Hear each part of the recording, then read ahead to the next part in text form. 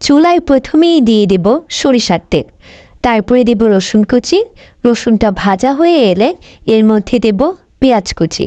এবার পেঁয়াজটা ভালো করে ভেজে নিতে হবে।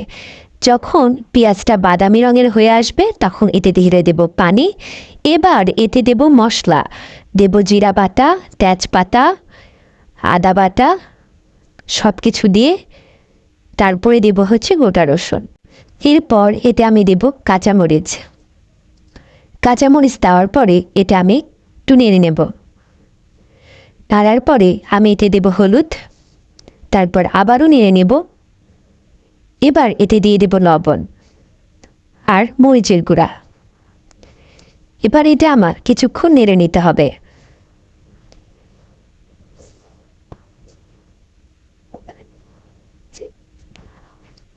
যখন এমন হয়ে আসবে তখন এতে আমি দিয়ে দেব ছোট মাছগুলো, দিয়ে মশলাটার সাথে ভালোভাবে মিশিয়ে নিতে হবে।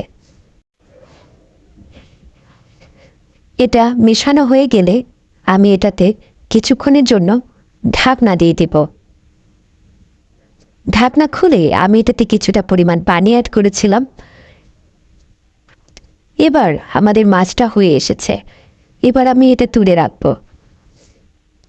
আলাদা একটা বাটিতে আমি মাছগুলো সব তুলে রাখছি।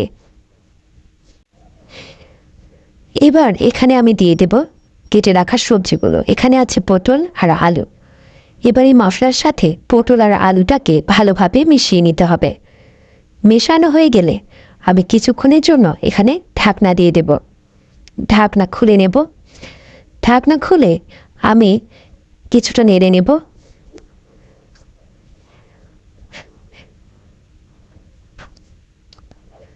নাড়া হয়ে গেলে এখানে দিয়ে দেব পানি।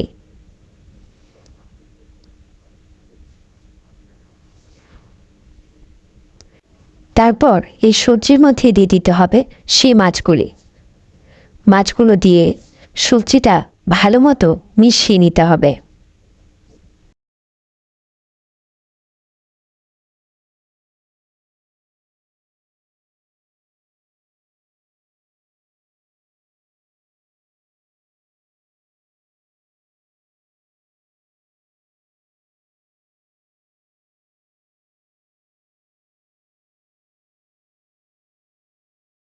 মাছ দেওয়া হয়ে গেলে এটা আমি ঢেকে দেব। আর দিয়ে দেব কিছুটা ধনিয়া পাতা। ধনিয়া পাতা দিয়ে এটা আবারও কিছুক্ষণের জন্য ঢেকে রাখবো। তারপরে ঢাকনা খুলে দেখব এটা প্রায় হয়ে এসেছে। এবার আমি এটা একটু নেড়ে দেব।